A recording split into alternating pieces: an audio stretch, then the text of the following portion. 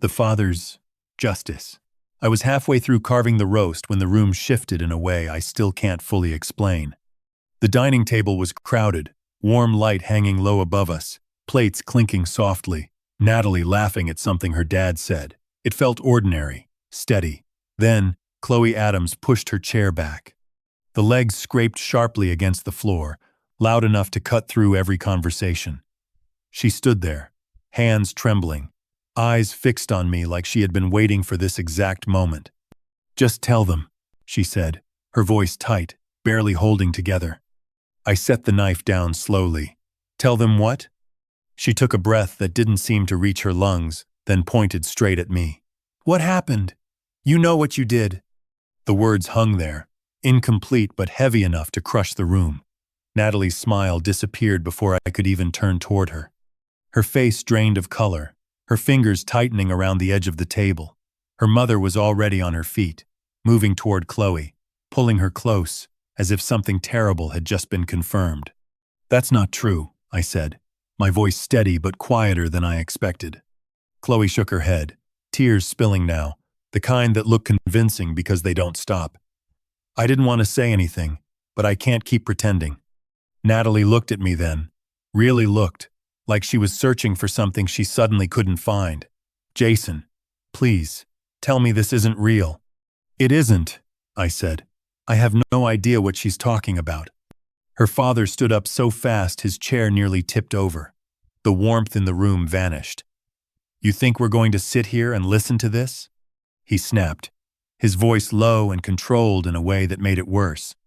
I tried to step forward, to explain, but Natalie pulled her hand away before I could reach it. That small movement said more than anything else. "Leave," her father said, pointing toward the door. "Right now." No one stopped him, not Natalie, not anyone. I grabbed my jacket without another word, the sound of Chloe crying following me down the hallway. And as the front door closed behind me, one question kept repeating in my head. Why now? The motel room smelled faintly of detergent and something older, like the walls had held too many stories no one wanted to remember. A single lamp buzzed in the corner, casting a yellow light across the bed where I sat, still in the same clothes. My phone lay face down beside me. I didn't touch it for a long time, until it finally lit up. One message. From Natalie. "Don't contact me. I need time." No questions. No hesitation. Just distance. Immediate and final. I called anyway. It rang once, then went silent. I tried again. Same result. I stared at the screen, waiting for something else to come through. Anything that sounded like the woman I thought I knew. Nothing did. A few minutes later, her mother called. I answered before it could stop ringing. "You stay away from my daughter," she said, her voice sharp and shaking at the same time. "Don't come near Chloe again. Do you understand me?" "I didn't do anything," I said, keeping my voice level. "You expect me to believe that?" she snapped, then hung up before I could finish the sentence. Another message came in, this time from her father. "Disappear, if you know what's good for you." I read it twice, then set the phone down on the nightstand. The room felt smaller than before. No one asked me what happened. No one asked where I was or what I had to say. They didn't want an explanation. They had already chosen a version of the truth that didn't include me. I leaned back against the wall, staring at the ceiling, listening to the hum of the lamp and the distant sound of traffic outside. 6 years of marriage, reduced to a single accusation, and a door closing behind me. And the worst part wasn't being blamed. It was realizing how quickly they were willing to believe it, without ever asking why. I opened my laptop and set it on the small desk by the window, the kind bolted into the wall, like it wasn't meant to be moved. The screen lit up the room with a cold blue glow, cutting through the dull yellow of the lamp. If no one was going to ask me what happened, then I was going to answer it myself. I started with the simplest place, my phone records, call logs, message history, and email threads. I scrolled slowly, line by line, not trusting shortcuts. Every number, every timestamp, every contact. Chloe Adams wasn't there, not once. No missed calls, no late-night texts, No hidden threads buried under unfamiliar names. Nothing to explain the story she told.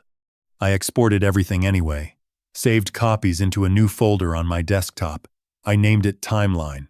It felt clinical, detached, the way I needed it to be. Then I opened Google Maps. Location history. I adjusted the dates carefully, back to that weekend at the lake house. The map loaded in segments, small blue dots tracing where I had been. I zoomed in. The main house, the dock, a grocery store down the road. That was it. No late-night movement. No unexplained stops. No gaps that suggested anything hidden. I clicked through each day, replaying it like surveillance footage. The pattern didn't change. I was never alone with her. Not in any place that could support what she claimed. Screenshots, exports, timestamps. I added everything to the folder, organized it by date, and labeled each file clearly. If someone looked at this, it would make sense without explanation. The room was quiet except for the soft tapping of keys. No anger, no panic, just process. Because this wasn't about convincing people anymore. It was about building something that couldn't be ignored. And as I stared at the clean, empty space where any connection to Chloe should have been, one question started to form. If none of this existed, then where did her story come from? I leaned back in the chair and closed my eyes for a moment, not to rest, but to replay that night at the table from a different angle. Not Chloe, not Natalie, but Ryan Scott. He had been sitting right beside her, close enough to hear every word before anyone else did, and yet he said nothing. No interruption, no denial, no reaction that made sense for someone caught in the middle of something like that. Just a fixed stare at his plate, like he already knew how it would end. I opened my laptop again and pulled up his Facebook profile, public enough to scroll without effort. The most recent post was only a couple of days old, a photo of him and Chloe at a restaurant. She was smiling, leaning slightly toward him, his arm resting comfortably around her shoulder. No tension, no distance, nothing that suggested betrayal or conflict. I kept scrolling. August. Another post. Chloe tagged again. The caption was short. Big changes coming. The comments were full of excitement, questions, and speculation. Someone asked if they were engaged. She replied, "Not yet? Something even better." I stared at that line longer than I should have. Something better than engaged. It didn't fit the version of events she had just presented. None of it did. My phone buzzed against the desk, the vibration sharp in the quiet room, a number I didn't recognize, just one message. "Stop digging, this is your only warning." No name, no explanation, just that. I read it once, then again, letting the words settle without reacting. Then I took a screenshot and added it to the folder. Same process, same control. If someone wanted me to stop, it meant I was getting close to something. I closed the message and went back to Ryan's profile, this time paying attention to details I might have missed before. Dates, comments, small inconsistencies. Because whatever this was, it wasn't random. And the more I looked at it, the clearer it became. Chloe's story wasn't falling apart on its own. Someone had built it carefully, and now I needed to figure out who and why. Kevin Foster's office was on the third floor of a narrow brick building downtown. Quiet, deliberate, the kind of place where nothing felt rushed. He didn't interrupt while I spoke. Just listened, hands folded on the desk, eyes steady, letting the details land one by one. When I finished, he leaned back slightly, considering it all before he said anything. "What you have," he began, tapping lightly on the folder I had brought, "is clean, but it's defensive." I frowned. "It proves I didn't do anything." "It proves you didn't leave a trail," he corrected calmly. "That's not the same as proving she lied." The distinction settled in the room, quiet, uncomfortable, but clear. "So what do we need?" I asked. "Motive," Kevin said without hesitation. "People don't make accusations like this without a reason. Find the reason. You find the truth." A day later, he called me back in. Same office, same stillness. But something had shifted. He slid a document across the desk. "Chloe Adams filed for state assistance 2 weeks before that dinner," he said. pregnancy-related coverage. I scanned the form quickly. One line stood out. Father, unknown. I looked up. She didn't name me. Exactly, Kevin said, which means at that point, you weren't part of the story. I sat back, letting that sink in. So something changed. Something forced a change, he replied. Then he opened another file. Ryan Scott, financial records aren't great. Unstable income, debt building, no real support system. I didn't say anything. I didn't need to. Kevin watched me for a moment. If you're looking for a pattern, this fits one. Pressure builds, options narrow. And suddenly someone needs a solution that shifts the consequences elsewhere. A fall guy, I said quietly. He gave a small nod. That's one way to put it. The room went still again, but it felt different this time. Sharper, more focused. Because if I was right, then this wasn't just a lie that got out of control. It was a decision someone made, and I still didn't know who made it first. The call came in just after noon, a number I didn't recognize, but with a hospital ID attached to it. I let it ring once before answering. Mr. Cole? The voice asked, calm and professional. This is Dr. Megan Clark from Street Vincent's. We need you to come in.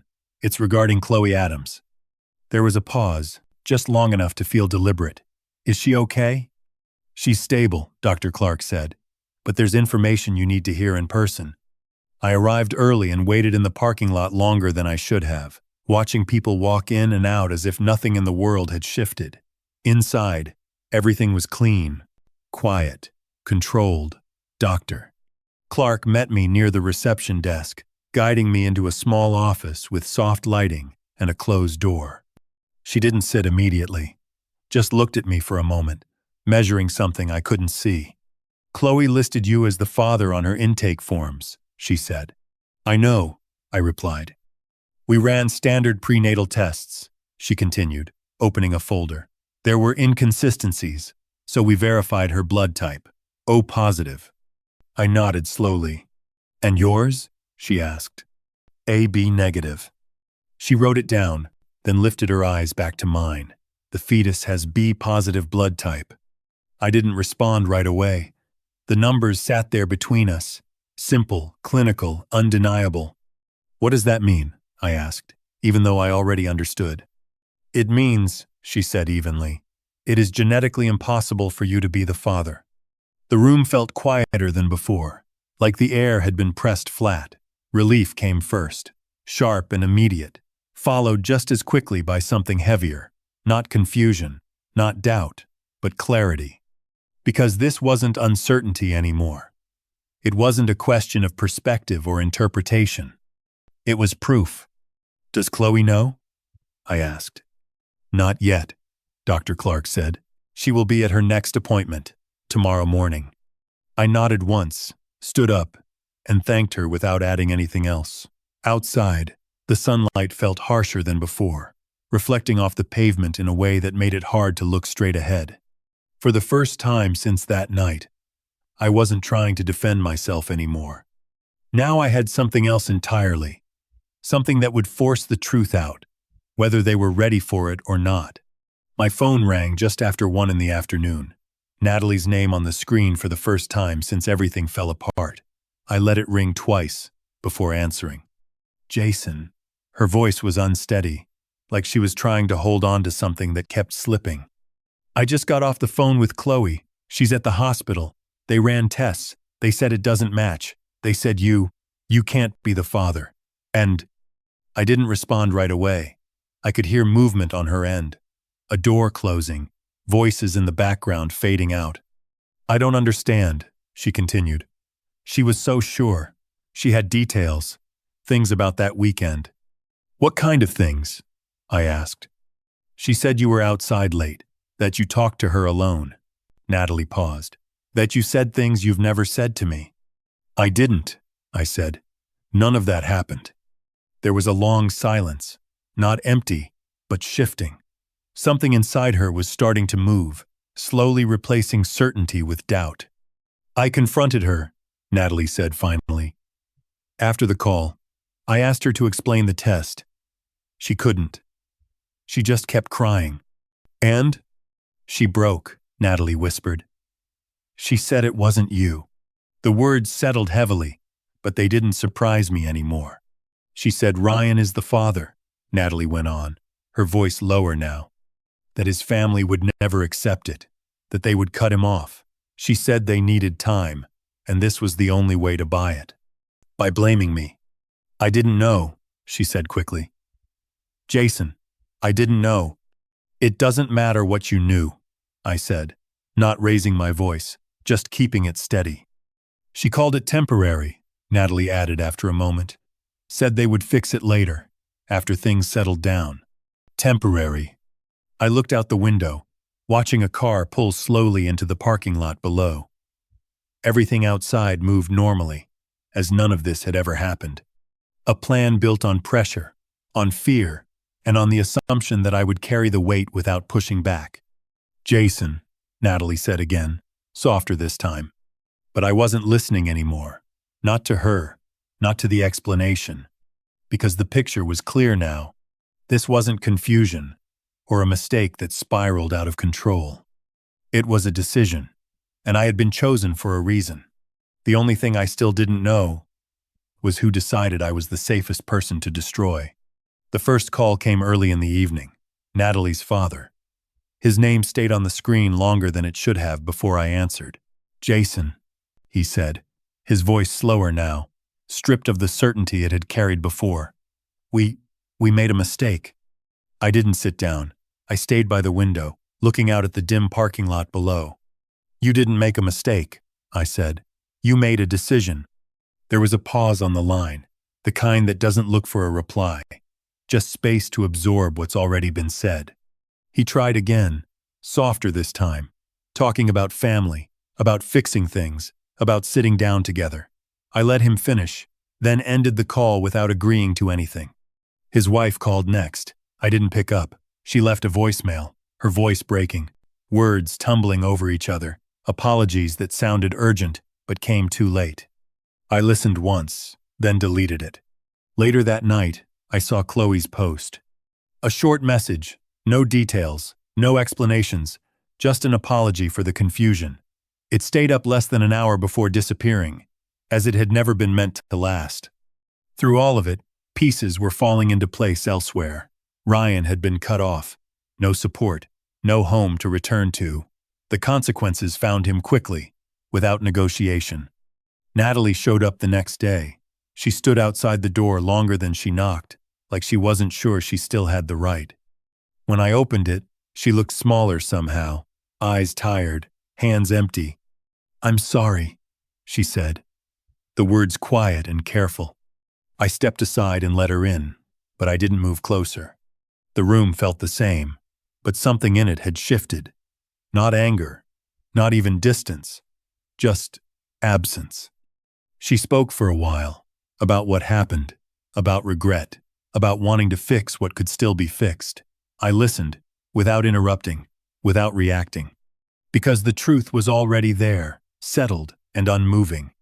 And as she stood in front of me, waiting for something I wasn't giving, I realized I wasn't trying to decide what to say anymore. I was trying to understand if there was anything left to feel.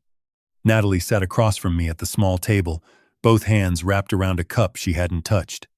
The light from the window fell across her face in soft lines, catching the edge of her eyes as she tried to hold them steady. I placed the papers between us, neat, aligned, nothing rushed about it. You didn't make a mistake, I said, keeping my voice even. You made a choice. She looked up slowly, like the words landed heavier than anything else that had been said. Jason, please, we can fix this. I shook my head once, not sharply, just enough to make it clear. You chose to believe something about me without asking. You chose to walk away when it mattered. Her fingers tightened slightly around the cup. I was scared. I know, I replied. But fear doesn't change what you decided. Silence settled between us. Not tense, not loud, just final. I slid the pen closer. She hesitated for a second, then picked it up, her hand unsteady, but certain enough. The sound of ink on paper was soft, almost ordinary. When she finished, she placed the pen down carefully, as if it meant something more than it did. "I never wanted this," she said quietly. Neither did I, but I didn't say it. Some things didn't need to be repeated. She stood, paused at the door, then left without turning back. The room felt the same after she was gone, but lighter, in a way that was hard to explain. I walked to the window and looked out at the street below. Cars moved slowly, and people crossing without noticing anything had changed. Life didn't pause. It never does. The truth had done its job. It cleared my name, but it couldn't rebuild what was already broken. Because trust isn't something you prove once. It's something you protect every time it's tested. And when that moment comes, you don't just reveal who you believe in, you reveal who you are. So I stood there a little longer, watching the light shift across the pavement, asking myself one question that didn't have a simple answer. If the roles were reversed, would I have chosen differently?